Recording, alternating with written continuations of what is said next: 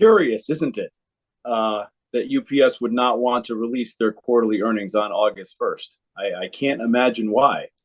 The facts, dates, and events presented in this video are from the member's best recollection and may not be fully accurate. This video is intended for entertainment purposes only. Always consult with your local union about your rights and duties at your workplace. The opinions shared on this video are our own and do not necessarily represent my employer's positions, strategies, or opinions. All views shared are protected under the National Labor Relations Act.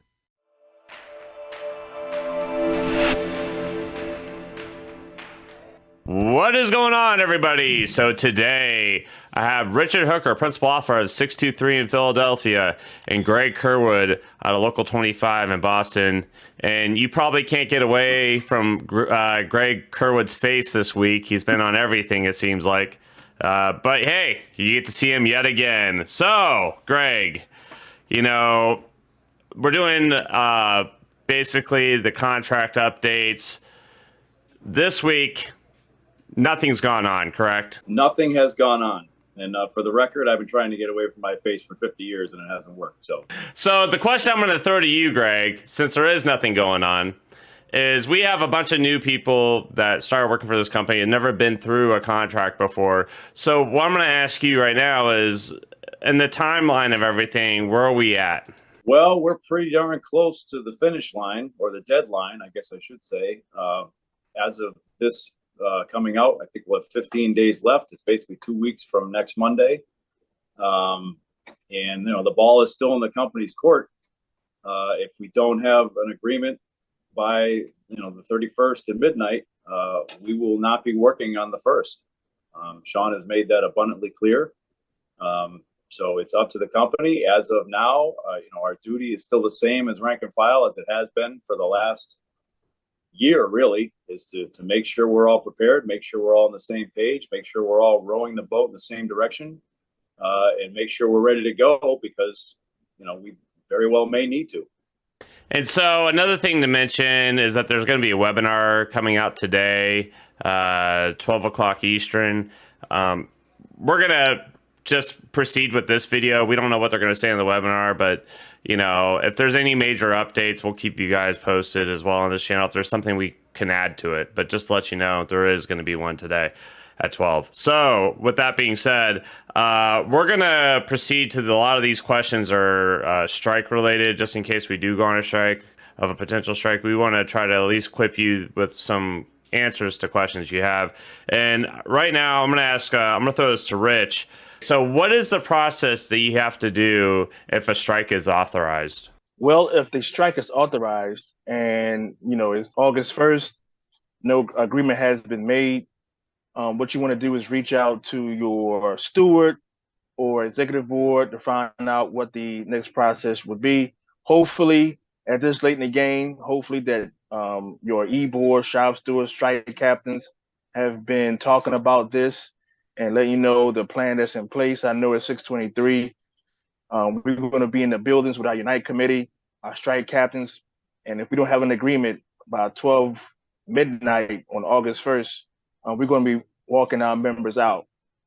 So hopefully, if at this point, if you don't know what your local's plan is, I want to encourage every member to reach out to their local, find out exactly what that plan is, what they're supposed to do, where they're supposed to be, where your leaders are going to be at that time.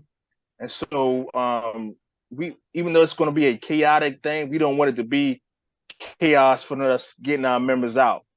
And so please reach out to your local, find out what the steps are, and then please act accordingly.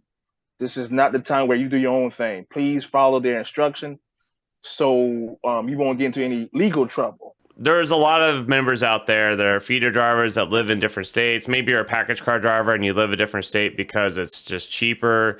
And then August 1st rolls around, we're on strike. And some of these guys are looking at, well, I can just drive over to this local instead of my local to go to their strike line and sign in and get paid. Can you do that? No, you cannot. You have to go to your local. As Rich said, this late in the game, your local should have at least some idea of how they're going to plan this out and work out shift schedules, because Obviously, we have to be on the line 24/7. But the records will be probably coming from the IBT of who's on the rolls for each local. And those are the people that have to sign in order to get paid. So you can't just go sign in to a different local because you won't be on their rolls. I'm getting this question a lot from the part-timers. You know, most part-timers have another job to go to, so they can't necessarily sign into a picket line or be picketing on a picket line. How do they deal with it if we go on a strike? Well, again, I would definitely let your strike captain, your e-board know that, hey, I have another job and I work from this time to that time. And I'm quite sure they'll work around that. I think it's just most important that you keep that communication, because, again, you don't want to be in a situation where you don't come to the picket line, you don't get your benefits, you don't get your pay because of another job. So please, excuse me, communicate that with your BAs and the executive boards and strike captains, so everybody can be on the same page. I'm quite sure that whatever the circumstance is, there's a workaround that to make sure that you can participate and also get compensated for being on the strike line and not disrupting your livelihood from your other job as well. And, just to say this real quick, we see a lot of the stuff that's thrown out online, and I see this comment from time and time again that I was on the 97 strike and the part-timers didn't even participate. Well, a lot of these part-timers have other jobs to go to. That's why they didn't participate. So anyways, that's a subject for another time, because it's chaos in Facebook land right now. So, Greg, I'm going to throw this to you. You're the finance guy. What's with these quarterly earnings being delayed? Curious, isn't it, that UPS would not want to release their quarterly earnings on August 1st? I can't imagine why.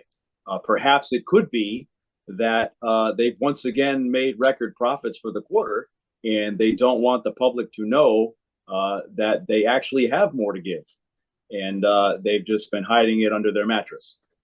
So I think that's a pretty blatant maneuver on their part to pretend that they're hurting for money. It's nothing new. It's the same game they play every contract and have been playing from day one of these negotiations. So, it should give everybody who doubts whether they can afford this reassurance that they can afford it. And I'm going to throw it to you again for another one, is that we're seeing a lot of ads. Some may call it propaganda that UPS is throwing out there. What's with all these ads that we're seeing all of a sudden? It is nothing but propaganda. Obviously the company is not going to hire replacement workers on any scale. There's 340,000 of us. Unemployment is ridiculously low. And on top of the fact that maybe in their mind, people could just walk off the street and do our jobs, but we all know that that's not even remotely the case. So, it's really just all of the stuff they're putting out there is to try to cast doubt in the minds of our members. So I would encourage everyone to understand that if it came from the company, it's garbage. And please do us all a favor and stop spreading it. I know it seems like, oh, this is funny, or somebody will get a kick out of this, or can you believe what these idiots are doing? But the reality is you're just helping spread their propaganda by sharing it and sending it out and putting it on TikTok and every other thing. So when you see the company garbage, just treat it as garbage and ignore it and let it go. So, Rich, I'm just going to ask you this real quick. Someone asked the question, if the national is voted up and then the supplementals are voted down, what happens in that event? Well, nothing is ratified. It's just that simple. Nothing is ratified until all supplements are voted in. If the supplement gets voted down, then nothing takes place. We're still going to be, I don't want to say limbo, but we're not going to have an agreement until those supplements are voted in or ratified. And of course, if the national is voted down, then we don't have a contract. So if the supplements are voted down, then the national will not be ratified. And again, if the national is voted down, then automatically we don't even have a contract. Yeah, and this kind of throws us in a weird situation, because there could be this circumstance where the national gets voted up, most of the supplements get voted up, but then there's one or two that are voted down. And honestly, that's really up to the IBT on how they want to handle it and what they want to do. That's interesting. I don't think a lot of people have really brought this up, that this could be an outcome, a very possible outcome that can happen once we vote on this contract. So, and then that kind of runs into the other question we get is that, what if we have a tentative agreement come July 31st? Well, that's a fair question. Sean has made it clear that we have to have an agreement in place by the 1st. If we have a deal, it's really going to be up to him whether we continue to work while we vote on it or we don't. It's a bit of a tricky situation. And then, there's also the possibility that we have that agreement and then something gets voted down 2-3 weeks later. And then we also may have to be ready to hit the street then. So I think the bottom line with all of these questions is that they're fair questions, but speculating about the answers really doesn't do anybody any good. What's going to happen is what's going to happen. The people who make the decisions will be making those decisions. We will have our opportunity to voice our feelings when we get agreements and we get them to vote on, or when we take it to the street because we don't have agreements.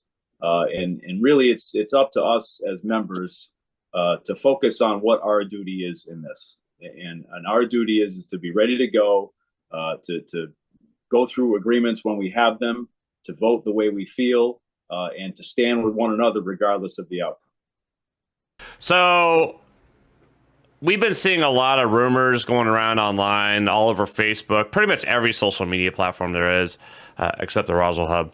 And there's basically just a whole slew of misinformation out there. I want to get everybody's take on this. Rich, what's your take on this? Well, rumors, man, they cause a lot of confusion. And I think, the reason why they are started is because we don't really know a lot. We want to know a lot. We're frustrated. It's this late in the game. We got 2 weeks left. I don't know what my wage is going to look like. I don't know what my pension is going to look like. I don't know this. I don't know that. And that causes for a lot of frustration. And so when I don't know, I create rumors. We create doubt. And then, I've got so many messages since yesterday about there's a deal already done. Possibly it'll be announced tomorrow. But that's these rumors, man, because we don't know. And I know it's frustrating because I'm frustrated, but this late in the game, all we can do is just wait and see. We can't do anything about it right now. I think going the rumor mill is definitely the wrong thing to do. But hopefully soon, hopefully tomorrow, we'll get some type of information. Then hopefully the rumors will stop. Not completely, but we'll have some more information where we can kind of ease everybody's anxiety. Because it is a stressful time right now. You're talking about 2 weeks. And there's a lot we still don't know. So, Greg, what's your thoughts on the rumors?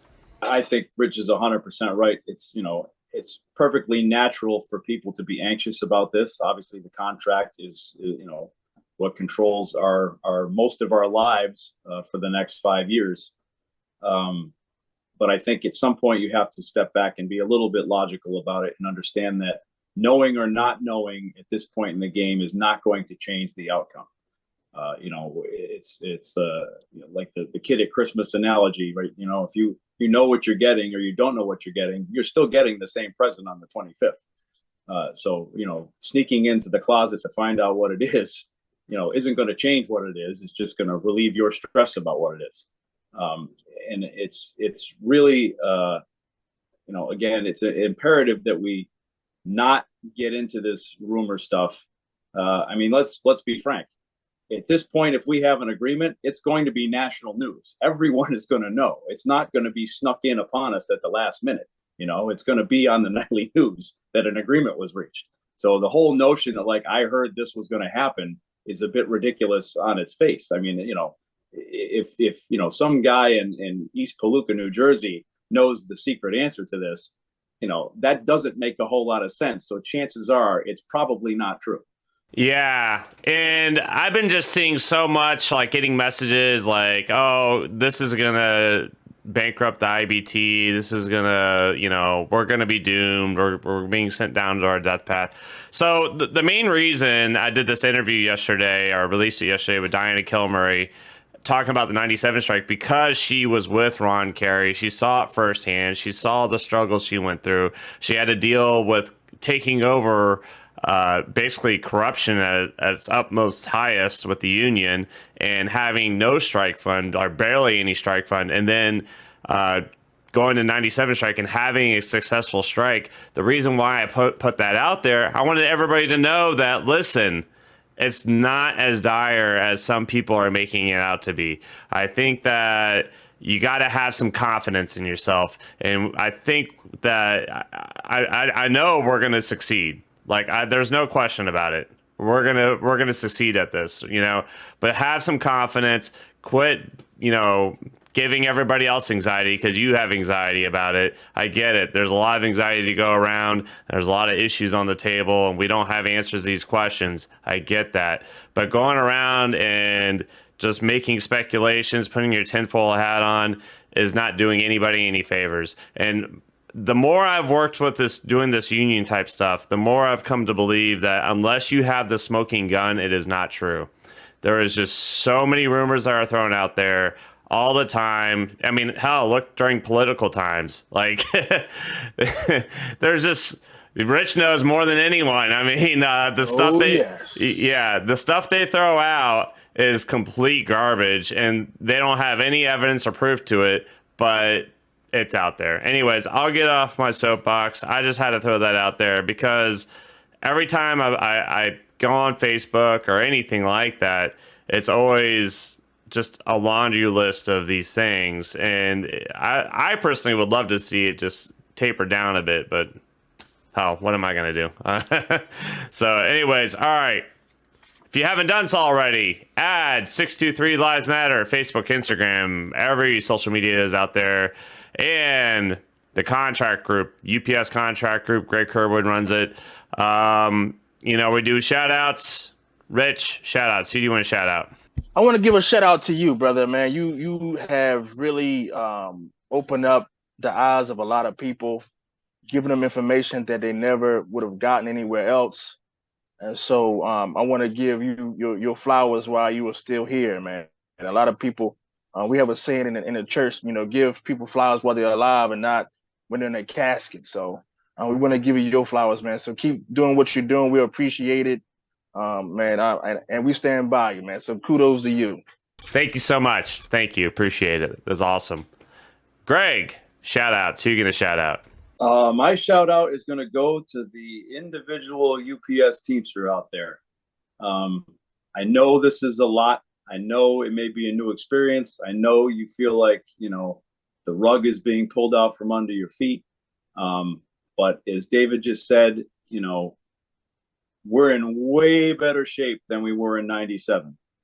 We've got a lot more going for us. You know, we have the public on our side. There are people coming out from everywhere. Rich will tell you the same thing. Groups coming out, individuals coming out, businesses supporting us. We have the public on our side. We have labor on our side. We have political people on our side. The world knows who gets it done. And so you have to take a little strength from the people around you and give a little strength to the other people that are next to you that may need it. As long as we stand together, there's no way we lose this. The only way we could possibly lose this battle is if we give in to the fear, we give in to the rumors, we give in to the insecurity. And there's no reason to do that. So if we stand together, we stand strong. A month from now, we're going to be popping the champagne, and we're going to realize that we took $1 billion corporation and we taught it a lesson.